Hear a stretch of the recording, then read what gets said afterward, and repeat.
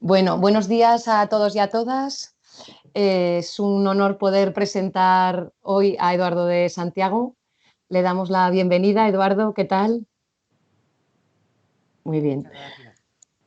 Bueno, Eduardo de Santiago es consejero técnico de Suelo y Políticas Urbanas en el Ministerio de Transportes, Movilidad y Agenda Urbana. Principalmente ha tratado temas europeos de política de vivienda y de regeneración urbana, además de estar centrado en cuestiones de sostenibilidad, en urbanismo y en arquitectura. Ha participado en textos normativos tan importantes como la redacción de la Ley de las Serres, la Ley 8/2013, y la regulación del informe de evaluación del edificio. A nivel nacional también podemos destacar que es coordinador del Observatorio de la Vulnerabilidad Urbana en España. A nivel europeo, Eduardo también ha participado en grupos de trabajo con la Comisión Europea y en redes como Urbact, Eurocities o el H2020, siempre en temas relacionados con las políticas urbanas, el urbanismo sostenible y la rehabilitación. Hoy está aquí como participante, como redactor de la ERESE 2020. Él ha sido coordinador de la parte residencial tanto en la ERESE 2014 como 2017 como 2020. Y como se ha ido introduciendo esta estrategia de rehabilitación a nivel nacional, esta estrategia a largo plazo de rehabilitación energética en el sector de la edificación en España, tiene una importancia crucial. Es un documento clave para el impulso de esta sostenibilidad del sector de la edificación en España. No solo de la sostenibilidad, cuando hablamos de sostenibilidad también hablamos de salud, que también ha sido nombrada, hablamos de confort, por supuesto, y de la lucha contra la pobreza energética. Y este documento es clave no solo porque la Comisión Europea marque que todos los Estados miembros tenemos que desarrollarlo y ha de ser un documento clave, sino porque en España se ha desarrollado concienzudamente para que lo sea. Se trata de un documento, una guía metodológica que tenemos que asumir a nivel de todas las administraciones y a nivel de todos los ciudadanos y ciudadanas, porque es así como vamos a conseguir movilizar un cambio del que todos somos responsables. El sector de la edificación nos afecta a todos. Yo creo que Belinda, en ese reflejo de tantos perfiles que participan hoy en la jornada, es un reflejo de quienes tenemos que estar impulsando este cambio en la rehabilitación, que somos todos. La estrategia nos va a explicar Eduardo, que es el que es realmente conocedor. Es una guía metodológica para las administraciones, como digo, y que tiene que ser asumida a nivel local, porque establece una guía para poder conocer nuestro país, conocer la magnitud de los retos, recordar, establece, nos pone el dedo en el ritmo, no habla de que estamos abordando todos estos retos, la de los ritmos de como son insuficientes. Tiene que de alguna manera la estrategia, no pero sobre todo la estrategia, yo creo que es de la parte más importante, nos ofrece herramientas, para superar barreras a las que enfrentamos y ofrece ejemplos, mecanismos para poder superar. Sin más, doy el pie a Eduardo de Santiago para que pueda desarrollar, que es el verdadero conocedor de la estrategia, pueda desarrollar los contenidos y una vez más, las gracias a él, a la Cátedra de Vivienda, por poder participar en ella y en esta jornada. Muchas gracias. Muchas gracias, Elvira, por la presentación, y agradezco también al Ayuntamiento, a la Universidad, a la Cátedra y, bueno, pues luego ya personalmente a Belinda, a Juan Rubio y a Elvira, que nos conocemos desde hace mucho tiempo, hemos trabajado juntos y nada, pues muchas gracias. Bueno, voy a compartir pantalla.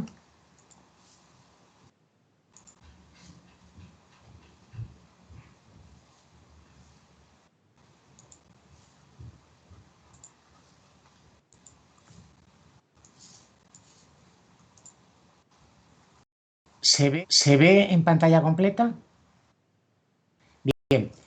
Pues como comentaba Elvira, pues voy a centrarme especialmente en la parte del sector residencial de la estrategia, la ERES 2020, ¿no? La ERES tiene otra parte que es el sector terciario, que bueno, es un mundo en sí misma y quedaría para otra jornada, ¿no? Pero hoy nos vamos a centrar en la parte exclusivamente residencial, ¿no? Bueno, ya se ha hablado un poco, ¿no?, de el marco en el que se incluye la ERES, ¿no?, que bueno, pues se deriva del Acuerdo de París sobre clima, el marco estratégico de energía y clima de la Unión Europea, y bueno, pues luego en España esto está articulado a través del anteproyecto de ley de cambio climático, el Plan Nacional Integrado de Energía y Gases de Efecto Invernadero, un 40% de cuota de energías renovables y casi un 40% de mejora de la eficiencia energética, ¿no? Bueno, todo esto también se ha comentado que se enmarca, en concreto la estrategia nuestra, está enmarcada en una directiva europea que dice los contenidos que debe tener la estrategia. Ya hubo dos estrategias anteriores, en 2014 y en 2017, si bien esta estrategia de 2020 es bastante más ambiciosa porque desde Europa nos obligan a que en 2050 nos marquemos la meta de un parque edificatorio completamente descarbonizado en el año 2050.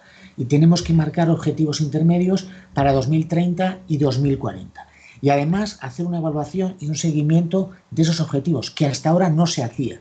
Las estrategias de 2014 y 2017 fueron muy bien valoradas en Europa, como se ha dicho. Las dos fueron las mejor valoradas de Europa, pero sin embargo los resultados, como también se ha dicho, bueno, pues no hemos conseguido pasar de las 30.000 viviendas rehabilitadas anualmente, ¿no? Y como se ha comentado también, el PNIEC nos fija o nos marca el objetivo de llegar a las 300.000 en 2030, con lo cual hay que multiplicar por 10 la tasa de rehabilitación que tenemos actualmente, ¿no? Por lo tanto, a pesar de que hayamos tenido unas estrategias muy buenas, hay que ponerlas en marcha y en esto hay que hacer un esfuerzo bastante importante. Otra novedad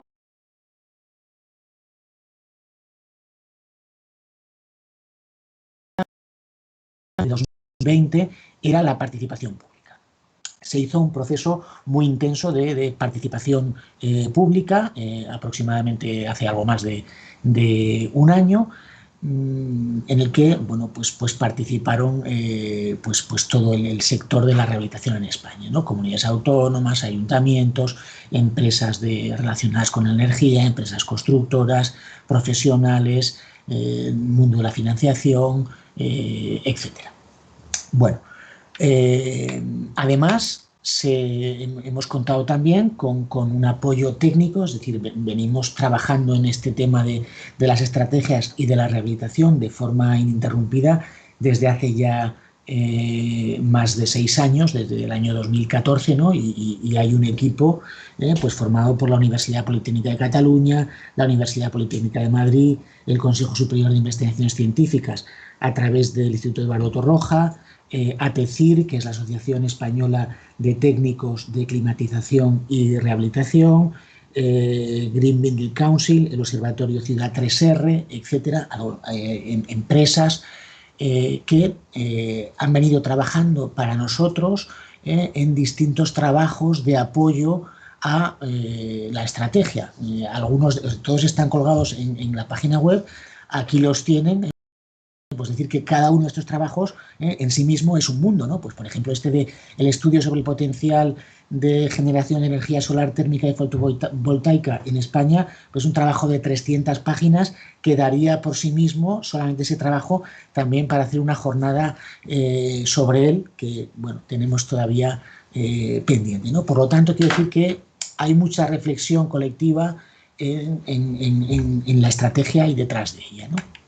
Bueno, como se ha comentado también, la estrategia ha sido muy bien valorada En Europa también esta última, la tercera, ¿no? Aquí lo veis, bueno, la única que tiene todo en verde y varios 5, que es la máxima calificación de ejemplar, ¿no? Pero como decía, lo importante no es tanto la estrategia como su puesta en práctica, ¿no? Y en esto es en lo que nos tenemos que centrar, ¿no? Bueno, el contenido, voy a ir rápido por algunos temas y me detendré más en otros, ¿no? Hay una parte de diagnóstico, después de objetivos y escenarios y finalmente de implementación. Bueno, en el diagnóstico pues tenemos diagnóstico del parque residencial, del consumo de energía, la evolución de la rehabilitación y el seguimiento de las estrategias y medidas anteriores. Bueno, quiero decir, voy a ser muy rápido en el diagnóstico este. Es cierto, como se ha dicho, que tenemos que multiplicar por 10 la tasa de rehabilitación y que tenemos mucho camino por delante. Sin embargo, a diferencia de lo que ocurría en 2014 y en 2017, en años durante los cuales siempre poníamos la misma foto de Alférez Rojas y el Grupo Girón de Zaragoza, porque eran las únicas actuaciones que había en España que nos parecían pues que tenían que ver con lo que estábamos hablando, ¿no? Con esa rehabilitación energética y también de carácter integral, etcétera. Hubo muchos años en las que había muy pocos ejemplos en España. Afortunadamente, sigue habiendo, bueno, pocos ejemplos, hay ejemplos a nivel de barrio, de nivel de edificio, pero cada vez en más ciudades y en más lugares, ¿no? Por lo tanto, a lo mejor desde el punto de vista cuantitativo todavía no hemos arrancado, pero desde el punto de vista cualitativo empieza a haber novedades muy importantes. El que las quiera conocer están recogidas en la estrategia, hay muchas buenas prácticas de toda la geografía española. Bueno, dicho esto, me voy a centrar en el tema del diagnóstico, ¿no? Tenemos un reto muy importante, 25 millones de viviendas, de los cuales aproximadamente 19 millones son principales y tienen muchos problemas. Empezando por uno que es dramático, que ya se ha comentado, que es el tema del ascensor. Todavía, bueno, son datos del último censo, de 2011, pero teníamos 3,4 millones de viviendas en edificios de más de 4 plantas sin ascensor. Un problema dramático, sobre todo para la población mayor cada vez más envejecida. Y una inversión muy cuantiosa por colocar un ascensor. Tenemos también casi 2 millones de viviendas en edificios con problemas de conservación, de humedades, de problemas en la fachada, etc. Por lo tanto, problemas muy importantes. Y luego está el tema de la eficiencia energética. Casi el 60% de las viviendas españolas son anteriores a la primera normativa de eficiencia energética de España, que fue la primera que exigió un mínimo de aislamiento del año 1979. Por lo tanto, hay un campo de actuación muy importante. Además, el confinamiento ha puesto de manifiesto, como dicen estas noticias en la prensa, las vergüenzas de los pisos españoles. O sea, hemos tenido que sufrir nuestra vivienda, las carencias de nuestras viviendas durante estos meses de confinamiento de forma más intensa, ¿no? Y por lo tanto, pues hoy más que nunca es más importante, ¿no? Mejorar la calidad y la habitabilidad de las viviendas. Bueno, el diagnóstico en cuanto a la eficiencia energética, ¿no? Aquí hay algo que es obvio, pero que muchas veces se olvida. España es un país, a diferencia de Europa, con un clima, en comparación con el europeo, relativamente benigno. Esto significa que la rehabilitación energética en España no es tan rentable como en Polonia o en Lituania o en Alemania. Eso que es una obviedad, sin embargo, para la Unión Europea es café para todos, somos todos iguales. Y el objetivo de descarbonización del parque residencial es para todos y tenemos que hacer una estrategia pensando en la rentabilidad de las actuaciones. Pues evidentemente en España, pues en las zonas mediterráneas, en Canarias, etcétera, esa rentabilidad a través de la rehabilitación energética es muy complicada porque, pues afortunadamente, pues hay un clima muy bueno y eso significa que hay muy poco gasto en calefacción. Por poner que tengáis un orden de magnitud, ¿no?, de esas diferencias climáticas españolas internas, ¿no?, porque España es un país muy diverso en muchas cosas, también en climas, a diferencia de Europa, donde, bueno, pues el clima continental europeo es mucho más homogéneo, ¿no? Hay diferencias del orden de magnitud de 5 veces el consumo entre las viviendas en la zona mediterránea y las viviendas en las provincias más frías del interior de la meseta, ¿no? También hay muchas diferencias en cuanto a tipologías, ¿no? No consume lo mismo una vivienda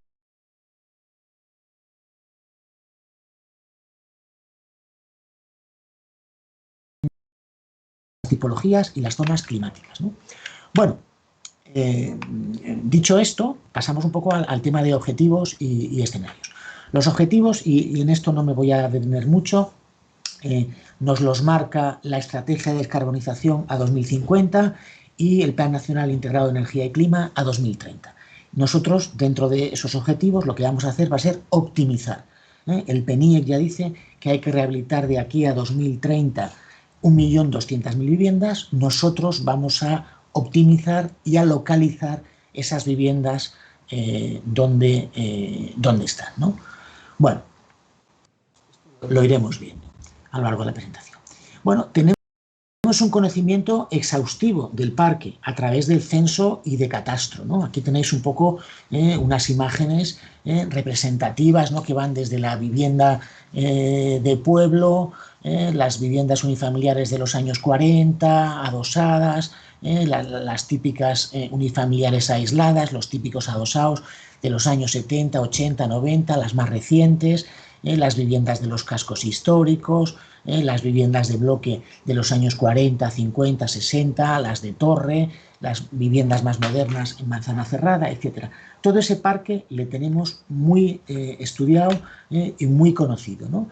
Hemos hecho una segmentación del parque a través de cruzando tipologías, unifamiliar, vivienda colectiva hasta más de 3 plantas que no necesita ascensor según normativa, y vivienda colectiva en edificios de más de 4 plantas que necesitaría ascensor según normativa, cruzándolo con el periodo de construcción que nos permite conocer las características constructivas de estos edificios, si tenían aislamiento, si no lo tenían, cómo era la energía, etc., ¿no? Y con esto es con lo que hemos trabajado, con este modelo de cálculo, con el que podemos estimar los consumos actuales, podemos estimar los costes de rehabilitación, planteando un menú de rehabilitación óptimo para cada una de estas viviendas y hacer una estimación de los ahorros que se podrían obtener. Bueno, con todo eso, con lo que llevamos trabajando, como digo, años, pues hemos podido hacer esta gráfica que es muy interesante. En esta gráfica lo que hemos hecho ha sido ordenar todas las viviendas que tienen calefacción y por lo tanto consumen consumo de energía para climatización en España en zonas climáticas relevantes, que son 11 millones de viviendas. Las hemos ordenado de mayor a menor consumo y hemos representado los ahorros acumulados que se obtendrían ordenando esas viviendas por las más rentables a las menos rentables y los costes de intervención. Bueno, y mientras que los costes siguen más o menos una línea recta, es decir, que son proporcionales al número de viviendas que rehabilitemos, dicho de manera sencilla, la misma vivienda puesta en Burgos o puesta en Cádiz cuesta rehabilitarla lo mismo, porque el importe de la rehabilitación depende de la superficie de la vivienda, de los metros cuadrados de fachada, de cubierta, etcétera, y no tanto de la zona donde se ubica. Pero, sin embargo, los ahorros energéticos que se obtienen en Burgos y que se obtienen en Cádiz son completamente distintos. Y, por lo tanto, esto nos dice que a partir de un momento determinado, por más viviendas que rehabilitemos, vamos a seguir gastando dinero en esa rehabilitación, pero no vamos a obtener unos ahorros acumulados significativos. Por lo tanto, esto nos ha servido para discriminar y decir que nuestro objetivo es rehabilitar 7 millones de viviendas. De esos 18 millones de viviendas principales, tenemos que rehabilitar la envolvente, estoy hablando de la envolvente, de 7 millones de viviendas. Con esa rehabilitación de 7 millones de envolventes, conseguiríamos los objetivos marcados en términos de energía y de emisiones. Ese objetivo de 7 millones es a 2050 y el objetivo a 2030 es 1,2 millones de viviendas. Por lo tanto, esto nos sirve para hacer una primera aproximación que es muy importante, es decir, que menús de rehabilitación profunda con la envolvente vamos a centrarnos en 7 millones de viviendas, que puede parecer que es poco, pero no, es una tarea importante, ambiciosa, y ya nos permite alcanzar los objetivos. Bueno, con ese 1,2 millones de viviendas que nos marcaba el PNIEC a 2030, lo que hemos hecho ha sido una optimización territorial por tipologías y por provincias, que en esta gráfica está recogida de manera resumida por zonas climáticas, por comunidades autónomas y por tipologías. Es decir, que sabemos de ese 1,2 millones de viviendas cuáles son las que habría que empezar a rehabilitar en esta década, en cada comunidad autónoma y por tipologías. Cuántas serían unifamiliares, cuántas serían colectivas y de qué fechas. Bueno, hasta aquí he estado hablando de la envolvente, pero luego tenemos también las intervenciones sobre las instalaciones. Las instalaciones las tratamos de manera diferenciada porque así como la rentabilidad de la envolvente pues hay que considerarla a un plazo muy amplio, pues la rentabilidad de las instalaciones es a un plazo mucho menor, ¿no? Las instalaciones, las inversiones en las instalaciones se amortizan por sí mismas con los ahorros que se consiguen en plazos muy cortos, 3 años, 5 años, 7 años, dependiendo de la zona climática.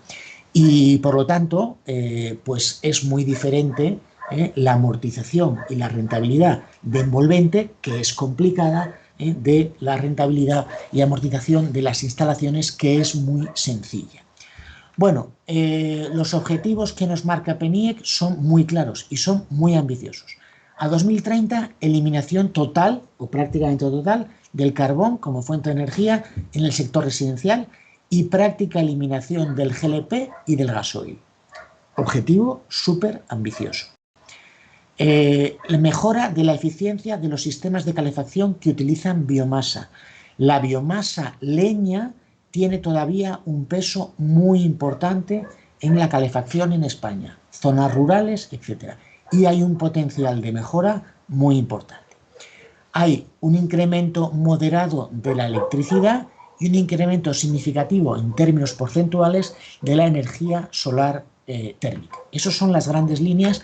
Voy a hablar ahora un poco de manera detallada de las instalaciones individuales en viviendas plurifamiliares y de las individuales en viviendas unifamiliares. Bueno, de las instalaciones plurifamiliares con sistemas individuales. Aquí veis el reparto actual en términos de consumo y aquí veis el reparto ideal a 2030. Como veis, la mayor parte del consumo corresponde a gas natural en calderas. De aquí a 2030 no se propone un cambio significativo en el gas natural.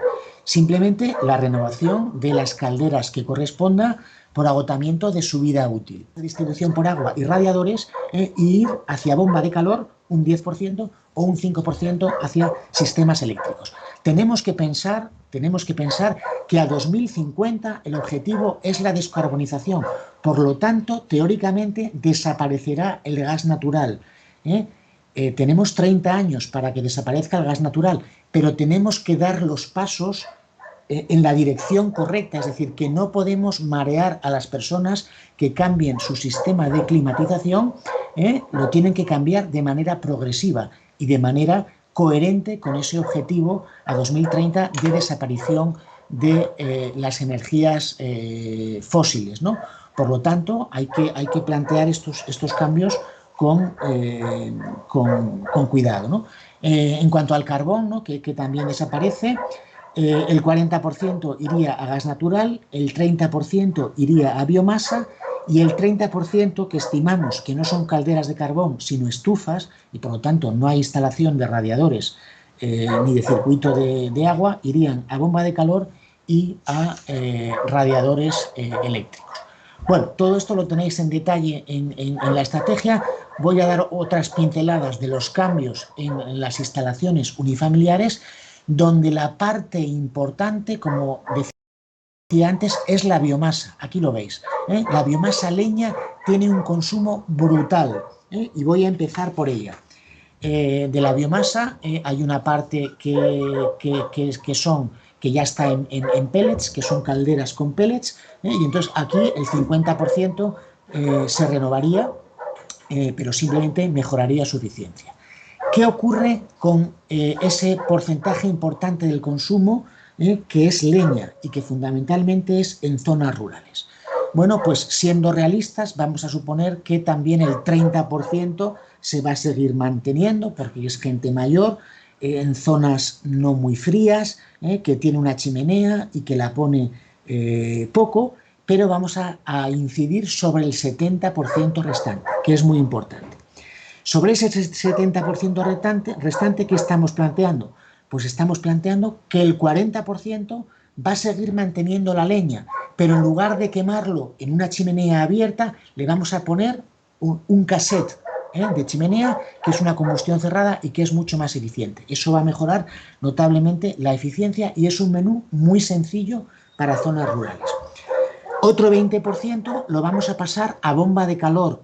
¿Dónde? En zonas climáticas donde hay inviernos relativamente templados, pero además la bomba de calor nos va a venir muy bien para el verano porque los veranos son calurosos. Y entonces con la inversión en la bomba de calor vamos a matar esos dos pájaros de un tiro, ¿no? Las condiciones de invierno y las condiciones de verano. Y un 10% estamos suponiendo que instala caldera y radiadores. Bueno, por dar otra pincelada de las que más cambian, gasoil. ¿Qué hacemos con el gasoil y el GLP en viviendas unifamiliares? ¿Qué planteamos?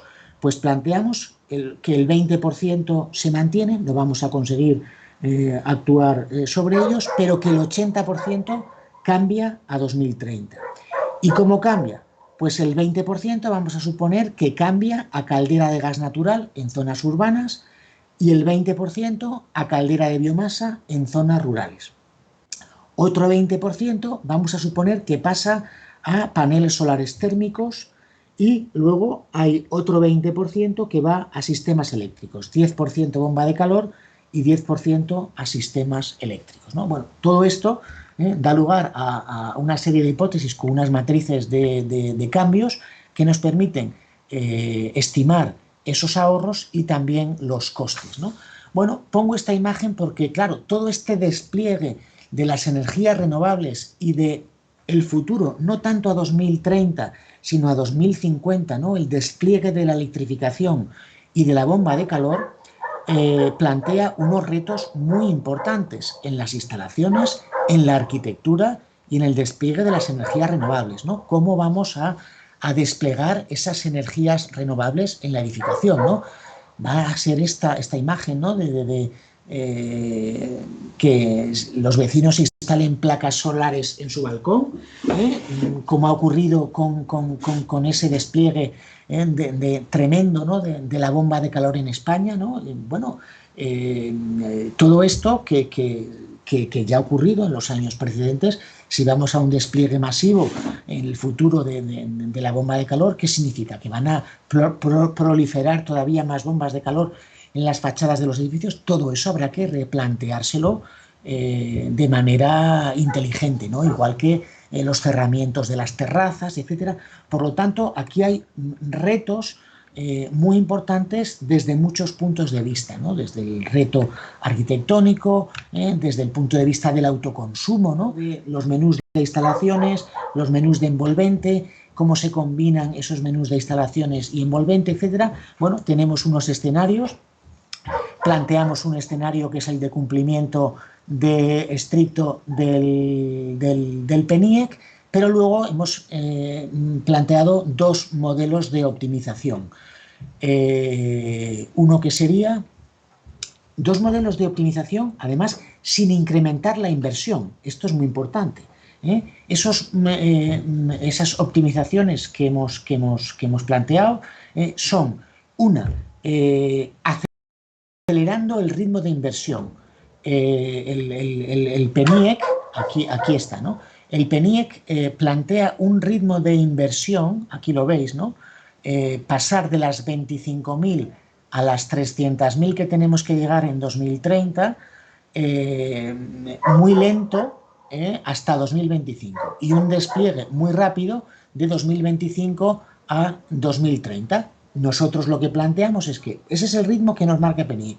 Si aceleramos ese ritmo, para lo cual nos van a venir muy bien los fondos europeos de los que se ha hablado, pues conseguiremos acumular ahorros ya desde el principio de la década y no dejarlo todo para el final. Esa es una primera optimización, es decir, que seamos capaces de arrancar la rehabilitación cuanto antes. Y la segunda es que, bueno, si dentro de ese 1,2 millones de viviendas que hemos dicho que hay que empezar a rehabilitar con un reparto por comunidades autónomas y tal, pues de momento estamos rehabilitando de manera proporcional las que toca a 2050, sin empezar por las más eficientes.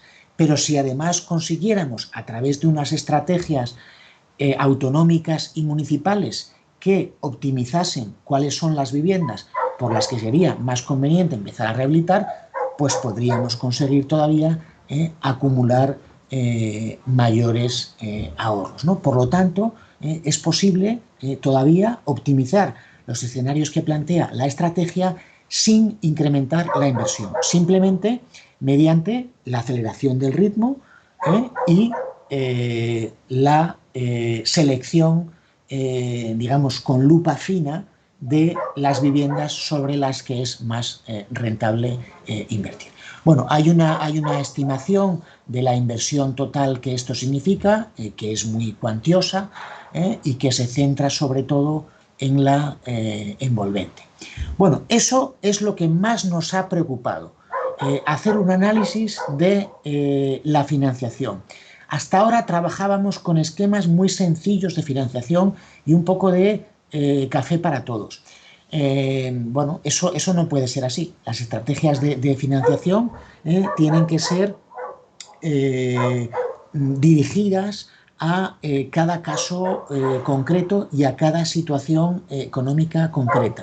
Habrá casos en los que las subvenciones tengan que cubrir el 100%, porque no hay otra, porque son personas que son pobres o pobres energéticas y ponen muy poco la calefacción y no tienen dinero para hacer una inversión. En otros casos pasa lo contrario, son viviendas grandes, unifamiliares, con familias con recursos económicos que pueden hacer una inversión que van a recuperar en 10 años o en 5 años, dependiendo de la zona climática, ¿no? Y entre medias, pues están la mayoría de los casos, ¿no?, donde pueden entrar en juego las subvenciones, pueden entrar en juego los préstamos, pueden entrar en juego las desgravaciones, pueden entrar en juego las plusvalías urbanísticas, pueden entrar en juego la capitalización de los ahorros energéticos, etc. Bueno, la pobreza energética la analizamos muy en detalle y después me centraré un poquito en ella. Nos ha interesado mucho ver, porque este es el discurso de la Unión Europea. La Unión Europea dice que las estrategias se pueden hacer financiando las actuaciones de rehabilitación con cargo a los ahorros energéticos obtenidos. Bueno, eso en Finlandia o en Polonia está claro, en España no tanto. lo que hemos hecho ha sido una estimación de cuál es el rango del coste de las obras que pueden cubrir los ahorros energéticos. ¿Es un rango razonable o no? Dentro de esas viviendas que estamos pensando en rehabilitar. No estoy hablando ya de Canarias, estoy hablando de ese paquete de las 7 millones de viviendas donde estimamos que habría que rehabilitar. Desde luego en Canarias no entraría nunca por rentabilidad, ¿no? Bueno, pues como vemos aquí, los costes se concentran entre 10.000, 15.000, 20.000 euros, dependiendo de las tipologías y de las superficies, pero hay una concentración significativa en torno a 10.000, 15.000, y también hay una concentración significativa en que los ahorros energéticos cubren entre 1/3 y un 50% de los costes de rehabilitación. Por lo tanto, es un margen relativamente razonable. No estamos cubriendo, o hay pocos casos en los que se cubre el 100%, como sería en Finlandia, pero estamos cubriendo entre 1/3 y un 50%. Esto lo tenemos pues muy estudiado por tipologías, etcétera, y bueno, pues vemos que hay esquemas bastante razonables, que con 1/3 de ayudas públicas, otro tercio, 50%, etcétera, de ahorros energéticos, pues estaríamos cubriendo entre 2/3 y un 75% de las inversiones, con lo cual habría un 25%, un 30% restante de la inversión que habría que cubrir de otra forma. ¿De qué forma? En algunos casos con plusvalías urbanísticas, en otro caso con subvenciones suplementarias para familias de menores ingresos, en otro caso con préstamos, en otro caso con desgravaciones fiscales o en otros casos con ahorro de las familias que lo puedan pagar, ¿no? Por lo tanto, hay menús diferentes de rehabilitación que hay que poner en marcha. Bueno, desde el punto de vista macroeconómico, también nos ha interesado justificar que las inversiones son económicas, que está pues demostrada, ¿no? Los beneficios, la rehabilitación, sobre todo la envolvente, es una actividad intensiva en creación de empleo y por lo tanto muy interesante en estos tiempos actuales. Hay un estudio de esos que tenemos auxiliares que se dedica a este tema del análisis macroeconómico para quien le pueda interesar. Decía el tema de la pobreza energética, muy importante porque pues es una situación muy dura para estas personas y porque con la pandemia y la situación de crisis económica, pues todo este tema de la pobreza es muy importante. Decir que somos conscientes que la pobreza energética es muy diferente, hay situaciones muy diferentes, ¿no? Aquí están puestas, intenta ilustrar, ¿no?, las diferencias entre esa pobreza energética urbana, ¿no?, de familias que viven en viviendas colectivas, donde no pueden poner la calefacción, a la pobreza energética de esas zonas rurales donde a lo mejor son personas mayores, matrimonios o mujeres mayores que viven solas en viviendas muy grandes y que no tiene sentido rehabilitar un caserón a lo mejor energéticamente de 300 metros cuadrados y habría que plantear otras medidas, ¿no? Por lo tanto, decir que la pobreza energética necesita también enfoques territorializados y específicos para cada situación concreta, ¿no? Bueno, hemos partido, no tengo mucho tiempo de dedicarme a esto, ¿no?, pero de un análisis exhaustivo de esas situaciones de pobreza energética. Hemos planteado unos menús también específicos, ¿no?, como decía, ¿no?, para las viviendas colectivas por el exterior, que se rehabilitan conjuntamente el edificio, pero también trasdosando por el interior y cambiando ventanas. Un menú muy importante en viviendas unifamiliares rurales, ¿no?, para esas viviendas grandes de los pueblos, ¿no?, donde vive un matrimonio mayor que hace vida en la cocina con una mesa camilla y una televisión, y a lo mejor un brasero o una chimenea. Bueno, ¿tiene sentido gastarse 20.000 euros en rehabilitar la envolvente de esa vivienda? O a lo mejor podemos conseguir con una inversión pequeñita acomodar, ¿no? Rehabilitar como un nido, ¿no? La zona vividera, ¿no? La cocina, comedor, el dormitorio donde ellos hacen vida, ¿no? Y eso es relativamente fácil, poner un aislamiento por el interior, cambiar la ventana, poner una bomba de calor para el verano, etcétera. Con un menú mucho más económico podemos conseguir unas condiciones de confort relativamente interesantes, ¿no? Pero claro, hay que segmentar, ¿no? También esas mejoras, ¿no? Y luego también, muy interesante, en temas de pobreza energética, las medidas express, micromejoras y reparaciones, ¿no? Que también hay estudios específicos sobre este tema y, por supuesto, las medidas sobre las instalaciones, ¿no? Bueno, paso ahora a la parte de implementación, muy importante. Como hemos dicho antes, podemos tener unas estrategias maravillosas, pero lo que hace falta es ponerla a hacer, ¿no? Quiero decir que, bueno, afortunadamente el tema de los fondos de recuperación pues va a ser un pistoletazo y un refuerzo importante de un tema clave, que es el tema de la financiación, ¿no? Dentro del plan de recuperación, transformación y resiliencia, ¿no? España puede, que presentó el presidente del gobierno, pues decir que hay 10 políticas palanca, y que la primera, y no es la segunda, ni la tercera, ni la cuarta, es la primera, es agenda urbana y rural y lucha contra la despoblación.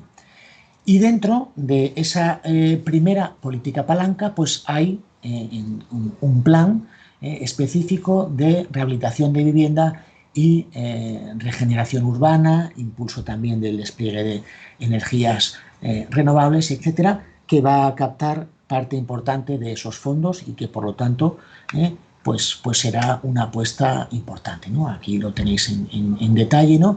Y también a nivel europeo, pues esto forma parte, ¿no? de ese impulso, ¿no? del Green Deal y de la Renovation Wave a nivel europeo, ¿no? Bueno, pero decir que la financiación, aun siendo importante, para mí no es la clave. La clave está en la articulación. Estos esquemas nos darían también para estar aquí hablando mucho tiempo sobre ellos, ¿no? Es lo que en la estrategia llamamos los triángulos de la rehabilitación, ¿no? Es la articulación entre financiación, planificación de las actuaciones y gestión. Si tenemos financiación, pero no sabemos lo que queremos rehabilitar ni por dónde hay que empezar, no podemos hacer nada. Es necesario que la estrategia que tenemos a nivel nacional se aterrice sobre el terreno, tanto a nivel autonómico como a nivel municipal. Es decir, que todos tenemos que remar en la misma dirección y, bueno, pues las competencias en esta materia en España están muy descentralizadas, pues ahora tienen que ser las comunidades autónomas las que aterricen los objetivos de rehabilitación sobre sus territorios, prioricen las actuaciones, establezcan, ¿no? Como vemos aquí, bueno, digo, a nivel autonómico, ¿no? Una red de oficinas de rehabilitación. Hay que desplegarla sobre el territorio. La rehabilitación no va a arrancar por sí solas. En algún caso, individualmente, o habrá comunidades de vecinos, etcétera, pero en otros casos será necesaria la movilización, y para eso habrá que desplegar una red de oficinas de rehabilitación en los barrios, en las comarcas donde se vaya a rehabilitar, etcétera. Hará falta establecer o plantear distintos niveles y distintos esquemas de financiación, etcétera, ¿no? Pues todo esto no hay tiempo para meternos en ello, pero es muy importante, más allá de la financiación, ¿no?, articular bien esos tres mecanismos: financiación, planificación y gestión. Bueno, luces y sombras, ¿no? Ya para terminar, de cosas que creo que no se deberían perder. Afortunadamente, el mercado se está empezando a mover. O sea, voy a poner ejemplos que son de Madrid, porque es la ciudad donde vivo, ¿no? Bueno, pues de barrios que conozco muy bien, porque es donde donde crecí y bueno, pues me ha sorprendido pasar hace pocos días y ver que se han empezado a rehabilitar por iniciativa de esas comunidades de propietarios y los administradores de fincas, con esquemas de financiación que son los existentes. Afortunadamente, pues ayuntamientos como el de Madrid, aparte de las subvenciones, están empezando a plantear esquemas en los que combinan préstamos con líneas que ya existen del ICO, incluso con acuerdos con entidades bancarias. Todo esto hace unos años no existía. Afortunadamente, es una buena noticia que esté existiendo.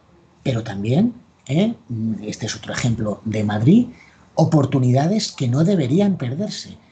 Esto, y si hay alguna empresa que nos está oyendo, pues que lo anote, porque me parece sorprendente que este tipo de actuaciones puedan a no llegar a desarrollarse. Esto es la ciudad de los periodistas en Madrid, más una actuación de una promoción de los años 70 de más de 1000 viviendas en torres, todas con la misma tipología, con 5 o 6 tipologías de vivienda. Se hizo para la Asociación Madrileña de Periodistas. Son viviendas de clases medias y medias altas. Hay viviendas de 200 y pico metros cuadrados con 5 dormitorios, zona de servicio, despacho, etcétera. Aquí tenéis las plantas. Por lo tanto, familias que perfectamente se pueden permitir adelantar una inversión de 15.000 euros. Y tiene unas patologías, es ladrillo sílico-calcáreo, terroríficas. Aquí lo veis, esto es una foto un día andando por la calle. Grietas, coincidiendo con los pilares, canto forjado, humedades. Esta gente va a rehabilitar, son 1000 viviendas. Va a poner unos andamios en el exterior cuando le toque hacer la ITE para arreglar esas grietas. Como se pierda la oportunidad de poner un aislamiento por el exterior, pues en 20 años no van a volver a rehabilitar eso. Por lo tanto, estos casos los tiene que identificar el mercado y los ayuntamientos. Y es por donde hay que empezar a rehabilitar. Este es un ejemplo óptimo. Alto poder adquisitivo.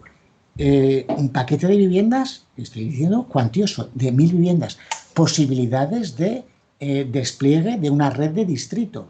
Posibilidades de despliegue de energía solar. Lo tiene todo. Hay que identificar casos como estos y empezar a rehabilitar por ello con actuaciones piloto, etcétera, etcétera. No podemos dejar que estas oportunidades y estas sinergias entre obras de conservación y obras de rehabilitación energética se pierdan. A la gente, a las personas, ¿cómo hay que entrarles? Pues hasta ahora hemos tenido un discurso con la rentabilidad energética, etcétera. Ese discurso a muchas personas no les entra, no les llega. Hay otro discurso que es el de la habitabilidad, la mejora de la habitabilidad. Estamos hablando de viviendas que son muy pequeñas, en las que un pequeño incremento de edificabilidad, como en este caso de Navarra, pues una pequeña ampliación del salón supone una mejora significativa en la habitabilidad de las viviendas. Y a lo mejor las personas que viven ahí van a entrar más por esa mejora de la habitabilidad que por el tema de la eficiencia energética. No digo ya nada este caso, que es un caso de Madrid en el que se aprovecha la instalación del ascensor para ganar un espacio útil a las cocinas. O sea, la imagen habla por sí misma, ¿no? La mejora de la habitabilidad que supone esto en una vivienda muy pequeña, de metros muy pequeños, incrementarle a una cocina 2 metros cuadrados a una cocina que tiene 4, pues es muy importante, ¿no? Por lo tanto, en esas actuaciones integradas a escala de edificio hay mucho recorrido por hacer. Y termino con estas dos imágenes de lo que ya viene haciendo Zaragoza, ¿no? en esas actuaciones integrales e integradas desde hace tiempo, como reflejo, ¿no? pues de que esto es posible y mucho ánimo Zaragoza y Aragón para poner en marcha toda esta tarea que tenemos por delante todos. Muchas gracias. De acuerdo. Muchas gracias, Eduardo, por tu intervención. Vamos a dar paso a las preguntas. Tenemos una pregunta de Nuria Domingo que nos hace en el Zoom y pregunta si esos 7 millones de viviendas se contemplan independientemente de su ubicación y cómo se organizan esos 7 millones de viviendas, dónde se localizan. ¿La respondemos una por una? Sí, yo creo que podemos ir. Pues esos 7 millones de viviendas, como digo, están perfectamente identificadas a nivel de tipología, o sea, sabemos si son unifamiliares o colectivas. Creo recordar de memoria que el 40% son unifamiliares y el 60% colectivas. Es decir, hay un peso importante de las colectivas, pero en proporción las colectivas que hay son más. O sea, quiero decir que a lo mejor el porcentaje de vivienda existente es 70% colectiva, 30% unifamiliar, sin embargo, las que hay que rehabilitar, o sea, rehabilitamos un porcentaje mayor de unifamiliares. Es decir, que eso es importante tenerlo en mente, porque muchas veces pensamos que todo es vivienda colectiva y no nos olvidemos de las unifamiliares. Que ahí es más fácil porque la decisión la toma una persona. Sin embargo, hay que hacer las situaciones muy selectivas. ¿Qué unifamiliares rehabilitamos? Rehabilitamos una unifamiliar, una vivienda de clase media alta, con una subvención. Bueno, todo eso hay que plantearlo muy bien. Entonces, bueno, y hay trabajo por ahí, ¿no? Y sí, están localizadas territorialmente, por provincia y por comunidad autónoma. María Molar pregunta, transmite un deseo, ojalá en México hubiera este compromiso de parte de todos los políticos, la ciudadanía, para tener la sinergia. No se ha podido dar y menos debido a que las normativas no son obligatorias. Igual la cuestión de la obligatoriedad podemos aportar alguna opinión sobre esto.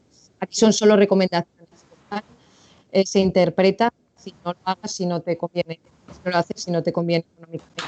Elvira, perdona, acércate el micro, es que si no se entrecorta. Hola, ¿me oís? Sí, te hemos acercándote el micro, sí. Tengo problemas de sonido, no sé, me oigo 2 veces y por eso se debe de estar entrecortando, perdonad.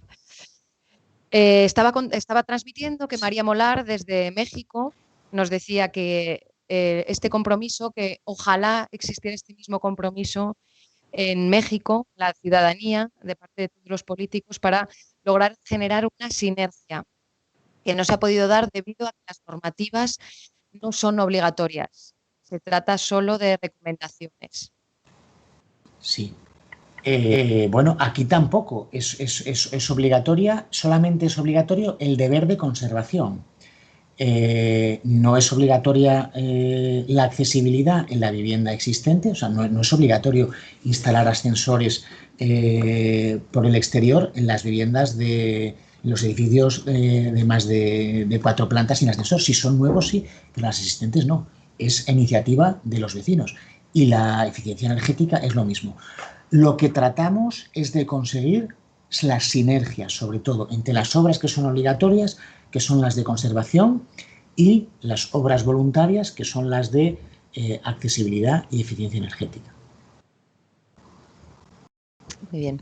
¿En cuánto tiempo se cubriría con el ahorro ese tercio de la inversión?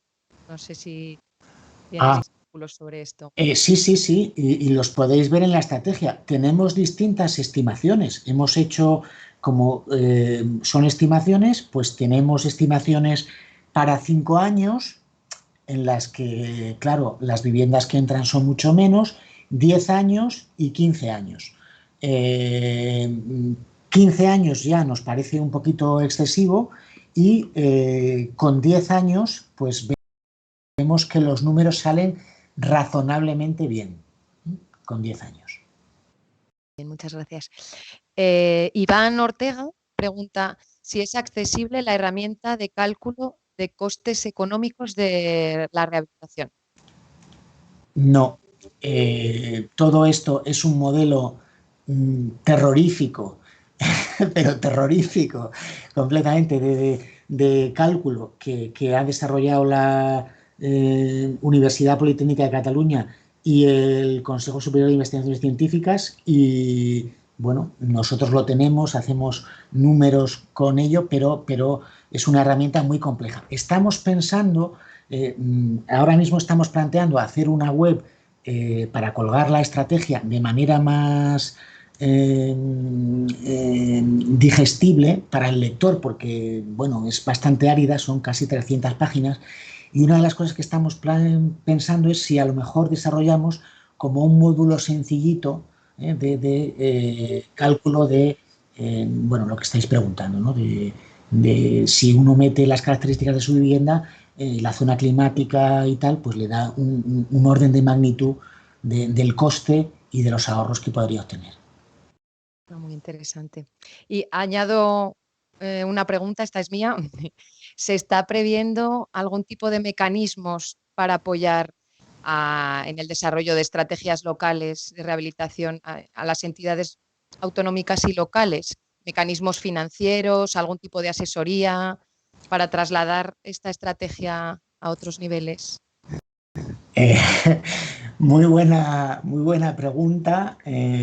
Bueno, no te puedo adelantar mucho de lo que se ha contado sobre los fondos y tal, pues alguna cosa ha salido en prensa. O sea, decir que actualmente dentro del plan estatal pues ya se permite un cierto dinero, ¿no? en las ARIS y ARRUS para las oficinas de rehabilitación, pero que, bueno, que también parece que dentro del plan de recuperación pues una cierta cantidad de dinero se va a destinar a que los ayuntamientos puedan redactar planes locales de implementación de la agenda urbana que tengan un capítulo importante dedicado a la rehabilitación, ¿no? Y por lo tanto, bueno, pues esa puede ser una línea de entrada, ¿no? Sí, parece que ahora se van a mover estos fondos con colaboraciones público-privadas y que tenemos tantas dudas de cómo se van a conformar. Me imagino que poco a poco se irá aclarando y se nos orientará, ¿no?, a los ayuntamientos y entidades autonómicas. Bueno, muy bien.